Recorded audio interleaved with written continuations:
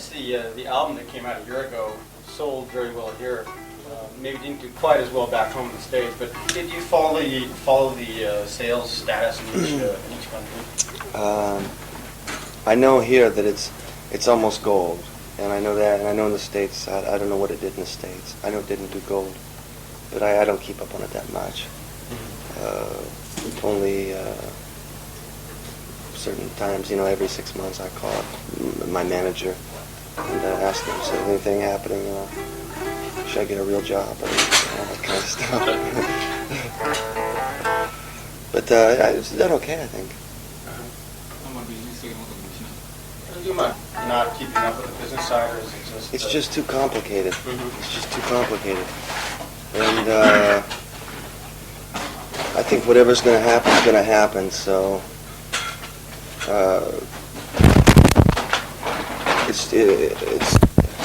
It's unpredictable, and it's better just if there's good news, you'll hear about it eventually.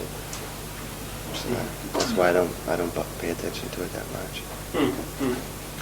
あなたが今そのステージに立っててすごく楽しげな You seem to be enjoying yourself quite a bit. Ricky says when he sees you on stage, and you would imagine that can be attributed to the fact that you're communicating. There's more of a feeling of unity that you and your fans there. So maybe one other thing is that you're freed from the business complications that seem to always inhibit Guns N' Roses. Yeah, lawsuits inhibit those guys. Lawsuits. Just with this band, it's very simple and just straightforward music, and the fans. I mean, this trip here to Japan, the fans were just great, just fantastic, and I think that has a lot to do with it. There's a good vibe amongst the band as well, and that's important. That's real important. I mean, that can, I think that determines. You can, if you go to see a band, you can see if everybody's not getting along or something. There's something. I don't know if you can pinpoint it, but the band vibe is good. Is that just a musical thing or a personality thing as It's well? a lot of both, I guess. It's I would say, I guess, musically probably first. But I think they're equally important. The personality and the music compatibility is important. And it seems to, with Juju House, we've got the best of both, so it seems to work good. Yeah. We understand that you're, enjoying yourself and things feel very good right now. But are there any sort of stress-causing situations now? Is there anything that you find tough to deal with at this moment? Just the lawsuits from years ago with Guns N' Roses. The Stevie Adler, the original drummer, he's suing the band. St. Louis, I had a summons to appear in court the day I left to come here. I'm going through my mail, and there's a summons to appear in court in St. Louis. And it's stuff that I'm kind of like, because I was in the band at the time. I keep getting this kind of stuff, but that's the only thing that's a pain in the ass. Other than that, I've got no major worries. Nothing with this band, right? No, this thing, it's. I mean, it's so far it's great. No major obstacles or problems. I mean, yes. It's like we all, we've been off for the Juju Hounds tour stopped, I think, into March, in the U.S. And everybody's worked on different projects and different tours in the meantime, and it was real great for everybody to get together again back here in Japan and to do this tour. Just felt good to see everybody again. It's really great. Part of the problems that haunt you from your Guns N' Roses days, you nonetheless agreed to play with the band recently. Yeah. You did a little stint with them. We did 5 shows. 5 shows. Why did you agree to do that in spite of all this these nightmares? Part of the reason was I had time off in Indiana. I wasn't really doing anything important. I was working on bikes, motorcycles, and thought, well, maybe it's fun. They're playing Turkey, they played Greece, they played Israel. I thought maybe it's cool to go see those places. I'd never been, and I knew all the music, so it wasn't like I had to study or practice much. I just take a guitar and go over. But the main reason was, for the year and a half since I left them, they had never paid me all the money that I was owed. Is that right? Yeah, because there was dispute of what's what. So I told them, I said, look, tell your people to call my people and write up some paperwork and, pay me my fucking money, and I'll gladly come over and help you guys out. Because they were kind of in a position where if they didn't do the shows, they would have lost like a lot of money. And Axel said he had his big $3 million house and the mortgage payments were high. And I said, I said, okay. I said, pay me what you guys owe me and I'll go do it. So sure enough, the papers were signed, faxed, and I got on a plane. But after doing it, I was like, I could never go back and live like those guys live and tour like they do and be a part of it. I just can't relate to it at all. This might overlap with what you were saying a second ago about never wanting to do it again, but you, with the Juju Hounds, you were on the club circuit there, performed to small houses, and when you got back with the Guns, I guess you were performing for another large audience. 50,000, yeah. What did that tell you? I mean, what sort of things did you feel or think Well, when you got back? I mean, a good show is a good show. I mean, if it's a good show and there's 300 people, it's a good show. You can have a good show of 50,000 people. You can have a good show with 300 people. And you have a bad show, it's the same thing. If it's bad, it's bad. And, it's just, you never know. You never know what it's going to be. It's always different, the level of intensity or whatever. But that keeps it interesting, too. But the size of the audience is not, for you, necessarily important. No, it's pretty thrilling, to walk out to 50,000 people and hear that many people scream. It's pretty exciting, But it's exciting as well, these shows we did here this time around. It's like, you hear the first night we did in Osaka, I haven't heard an audience since March of, 5 months off, I hear motorcycles and, dogs and all that kind of stuff. And then you hear these people screaming like, whoa. Kind of wakes you up. It's cool.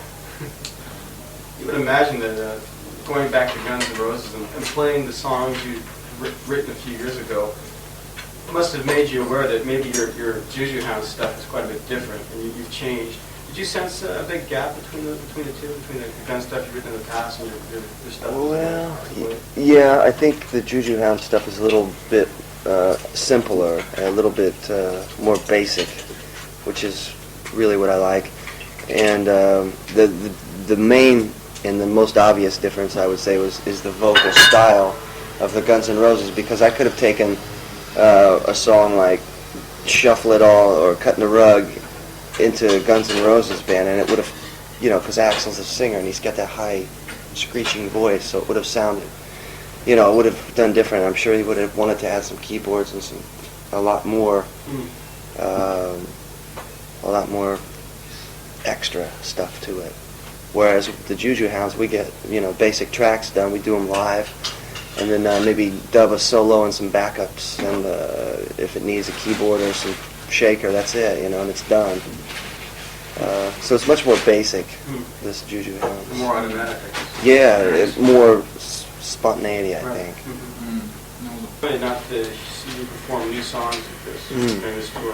How far are you along with new material? 4 weeks. We're going into track the first half of the new album, and probably in December or January we'll finish the other half. But you have new material completed now? Yeah. Oh, but how come you're not doing it on the road? Well, I don't know. We didn't play any new stuff this time. Yeah, the first time we came here, we played all the same stuff, but the record wasn't out. So now that the record had been out for a while, we kind of wanted to concentrate on, kind of playing a lot of the stuff we played before, hoping, so that people would be a little more familiar with it. Some of the new songs will just kind of go over. It's, unless it's, I like to play the stuff that people are familiar with. For this song list here. You Oh, see the yeah. shoe stuff from the 50s. Is that stuff you listen to personally? Yeah, Uh-huh. yeah. It's some of my favorite stuff. For some reason, I don't know why, but I guess I like the simplicity of it, because you can play the CD or the tape and you can hear the guitar, you can hear both guitars, you can hear the piano, you can hear the drums, and you can hear the bass, and you can hear the vocals. Everything's so clear, and that's what turns me on about it. A lot of bands that are popular, like I don't keep up so much, but usually if I'm flicking on the MTV or radio back in the U.S., and I can't make so much out of it, you know. I mean, I like new stuff like Nirvana stuff. I love that stuff because it's basic and it's primitive and you can, you know, it's instant. But I really like that older stuff. 新しいものでニューバンダー For recent stuff, you find yourself taking back into other than your I really like that Shaggy song, "Oh Carolina." That just knocked me out when I heard that. I was like, man, that's cool. Yeah, I mean they play it in Indiana on the radio, and they got a new radio station in Indiana that's kind of plays alternative stuff, which is great because for the last, up until the last year or so, or year and a half, they still repeat the Foreigner and Led Zeppelin and Molly Hatchet. I mean, they just play that stuff, continuous sticks, and they play it. And after, you know, I say, God, they were playing this stuff in 1980 when I left to move out to California. They're still playing it. And I like that music, but it was so cool to hear, you know, some alternatives. It's nice. And I guess the Nirvana, the Shaggy. What else? Other than that, I haven't really kept up. I really don't even know what's going on. There's probably some great stuff that I'm missing. Well, どっちな Things are, going really well with the Juju Hounds, as we mentioned several times now. But in your own case, what do you think is more important for you to? Should you approach music as like a hobby or for fun, or should you approach it as like a professional music? Should you approach it as a career? Which is better, you think? Part-time job. Really? It's a part-time job, right? Just a bad habit or something. I don't know. It's the career thing. I mean, no, definitely not. Because I mean, it's such a sort of iffy. It's such a questionable existence, really, to be a musician. I mean, because there's just so many people that play, but I mean, there's no way, you know, they can make a living doing it. I'm sure there's a lot of people, you know, in California that when Guns N' Roses first started, you see so many bands, so many people, and you know, they disappear each year, and they disappear, but at the same time, I mean, when we started, that was the only thing that we were going to do. So I mean, I guess instead of calling it a career, it was just, that was our life at that time. But nowadays, it's I don't take it that seriously like that. I just look at it as like, this is, you know, I'm fortunate because people are interested to a point. So, you know, we can come to Japan and play some shows, and it's great. Well, if you open a shop in the corner, though, that's a dubious prospect as well. That's true. That's true. That's Make a true. living doing it. That's true. I guess. Yeah, I'm just not. I don't take it as serious as I used to. It's not a life or death thing for me like it used to be. You could get so deep into bikes that, or motorcycle racing, that you would quit music and opt for that instead? No, because the competition is. I mean, if you fuck up on stage, it's like people go, ah, you know, they laugh. But if you fuck up when you're racing, I mean, you usually break. You know, you're out for, yeah, neck, arm, legs, hips. I mean, you know, and the guys who race, I mean, they're just, I mean, you know, I don't know, the pro circuit back in the States, these guys are doing 130 miles an hour, then, you know, this far apart, and, no, I like to watch it and, you know, race for fun and, you know, race my buddies and stuff, but this is probably a lot healthier. あなたのバイクレース What kind of bike racing do you do? Dirt track? Dirt track, oval,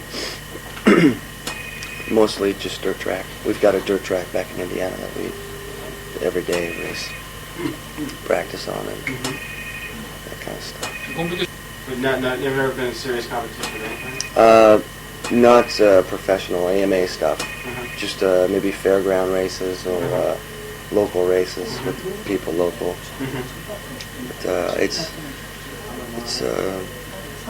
I mean, this summer I've got a bike that I've put together. I've been practicing to race, but you know, as the tour got closer to Japan, if I get busted up, then I cast or something. Yeah. So but the day before I left, I still race, but not the pro stuff. Because those guys, I mean, that's their life. That's their life. That's all they want to do is be the fastest guys. And yeah. なんかあなたに Do you think that racing motorcycles is like for you an alternative or an escape from music? Like when you're with guns there and you're feeling kind of pressure and stuff. Was it an escape hatch? Yeah, totally. And when I stopped, back in 89, 1990, I stopped using drugs and I stopped drinking. And suddenly, you've got all this energy, and it's like, what do you do with it? Since I was a really young kid, I had a mini bike, and each few years I get something bigger and bigger. And it was something that I'd forgotten about during the Guns N' Roses days of just, so much indulgence, and that old rock and roll lifestyle bullshit, drinking and once that stopped, I was like, I said, wow, man, bicycles and motorcycles and yeah, because when I was out in California, I would go out in the desert and ride. You spend a day on a motorcycle in the desert, and you come back and you just feel good, and calm, relaxed. Great escape for me, it was. But it saved my life. Just kind of part two of the questioning on how you're writing songs now. You were talking a second ago about how things just sort of naturally stay very basic in Juju Guns right now. I was wondering though, for example, in Guns N' Roses there seemed to be this idea that you guys were using a hardship, the idea of a person in dire straits as a seed for a song, as an inspiration. Yeah. But that is not really part of the equation now, is it? No, at that time, a lot of the stuff that was written, or at least when I was in the band, was, the stuff that I wrote, some of that stuff was actually older. Off the Illusion stuff was probably a few years older than the actual Illusion records. And it was just a time when that's how I felt, I suppose. As far as Axl goes, I mean, God knows what goes on in his little mind. I can't speak for him, but for myself, that stuff a lot of that was older material. And with the Juju Hounds, it's definitely a different vibe. It's more positive, I think, and different outlook, I suppose. A little bit different. Yeah, maybe we can get a little more specific. Like what stuff would have inspired you back then that doesn't inspire you now, and what are some of the inspirations now that you didn't feel back then? I think Aggravation was a big inspiration for Guns N' Roses. The aggravation of being this band in LA that was not popular at all. It was very disliked in the beginning.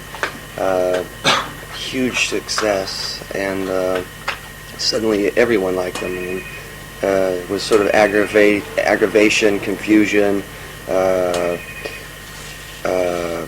combined with indulgence and just stupidity, I guess. I don't know. Just all this stuff thrown into one big kettle, and that's some of the music that came out. Sort of negativeness feeding on itself. Yeah, negativity, a lot of negativity. Yeah, it sort of fed on itself. Yeah. And now you don't have that. When the day I left that band, I was driving out of California, man. I got to that state line, and I just felt like this big weight came off my back, man. I was like, wow, I didn't know what the hell I was going to do, but I just felt this big relief. And it was a lot of that, let it behind, let it go. So now it's like a lot of the music now is like fueled more by joy or by carefree feeling or what? I don't know what. It's I don't know. It could be anything, really. It can, anything could, it's just something that happens once in a while. You could be not thinking about music, but all of a sudden something starts happening and picking up something in your head and, you gravitate towards guitar or a drum kit or something, or a harmonica maybe, and, try to capture that idea on just tape record or push record and kind of build from that, I think. It's more of a natural, pure musical experience as opposed to yeah, it's something that monster inside trying to get out. Yeah, exactly. Yeah, it's more of a flowing thing instead of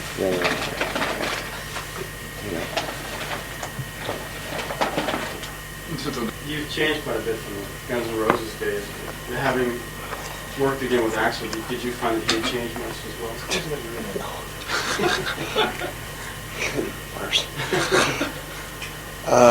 No. He was more aggravated when I went and did those shows than he was when I left the band.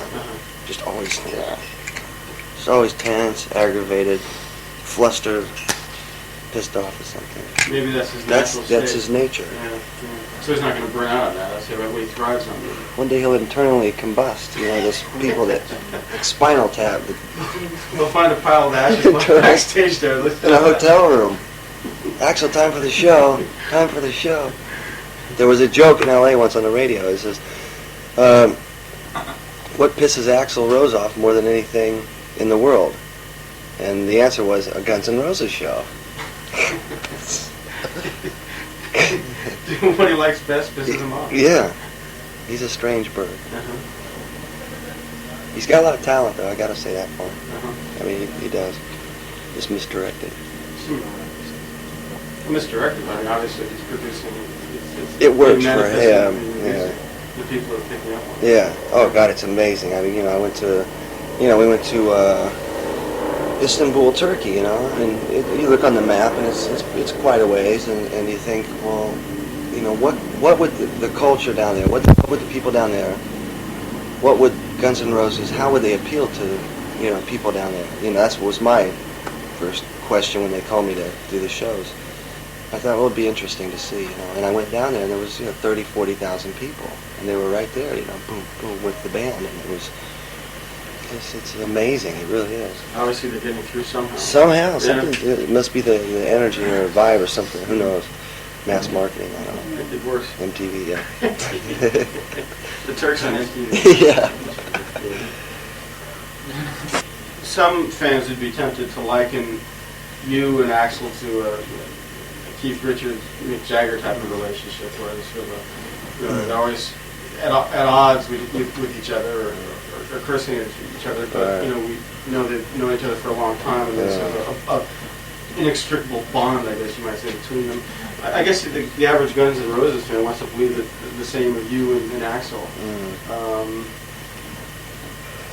I don't know him very well. It seems these days I don't.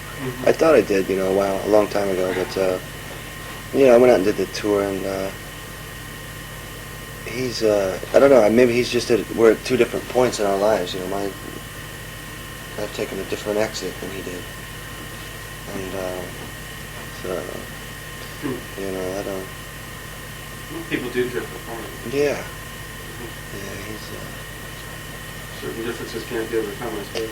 Yeah, I think the things that are important to him aren't important to me. I think that's probably a lot to do with it. Different values. Different values, yeah. Did your house have a motto? No. No, just a set list. 何もないよ。ソングリストしかないよ。なんか考えて。Does something come to mind? Well, it's no. Well, it's the other thing I could say is like if there's never any serious debating or analyzing anything in this band when it comes to songs or parts. It's always real quick, and if it doesn't work, it instantly switches to something else. So it's sort of, how would you describe that? It's sort of, when you analyze it, I guess you would miss the point. Well, we have no motto, though. It's just more freestyle, I guess. It works or it doesn't. Yeah, it's pretty quick, and there's not much, we don't spend any time, thinking about it all. We just play it. Cruise it or lose it. Yeah. That's it. That's it. You never have been gripped by the anxiety of the prospect of like being completely unable to sell records, completely unable to make a living as a musician, have you? In the early GNR days, it was everybody in the band was very desperate, and it was hard to. We knew at one point there was a point where we reached a popularity in LA where we thought, we figured, well, if we get a record deal, then, we're set. Everything will be great. We'll get to leave the U.S. and tour the rest of the world. And we got a record deal, and I think we spent the advance. They gave us an advance, and it was spent like 4 weeks, 5 weeks, and everybody's going, "How much money you got left?" And it's like, $150, 100. And, Stevie's gone, and suddenly we're going, "What the fuck did we do?" And we hadn't even cut a record. We hadn't even gone into the studio to do the album. And then when Alan Niven came in to manage the band, he put everybody on salary of $100 a week. And at that point, everybody started feeling, I know at least myself, it felt like, well, now we know we're going to have $100 a week for the next year while we do the record and find a producer and all of that stuff. And I'd say from that point on, there was never any anxiety of if we were going to be able to make a living.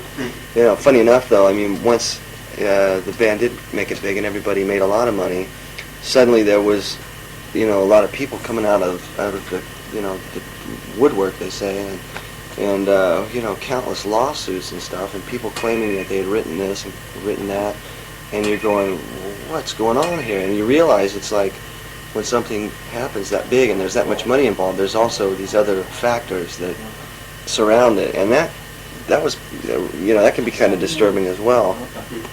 And then now I just look at it all as like, I don't know. I've had nothing, and I've gone full circle from having nothing to having, a house and a car, and a bunch of motorcycles, and it's. Not something you really think about. No. Well, they say anything that works now, it's just like gravy. It's not like an investment paying off.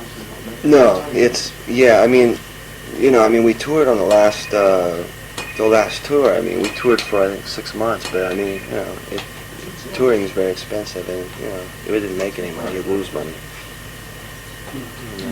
But you figure you do a record, do some touring, do another record, and just continue. And, who knows where it goes. 最後にもう一つだけ聞きたいんだけどさ。 About you now, you're very relaxed and enjoying yourself. Do you think you've returned to the original you, or do you think that you've become this way as a result of having gone through the hardships and whatnot of Guns N' Roses? I think I've just sort of become this way, because as a kid I was always like angst all the time, always moving around, but gone through a lot of changes and a lot of different changes, I guess, from not knowing anything about what it was all about, but just wanting to play music and be able to travel. That was the only real reason I ever thought it would be great, because you think how great if you can, form a band, which is like a small gang or something, a group of friends, club or something, and then be able to take, the club all over and travel. That was the main thing that appealed to me. I thought would be great if that could happen, and then, that's something else. But you know, it's never, I guess, like you imagine it. But I've got no complaints. I'm happy with it. Thank you, Izzy. Thank you. Sure.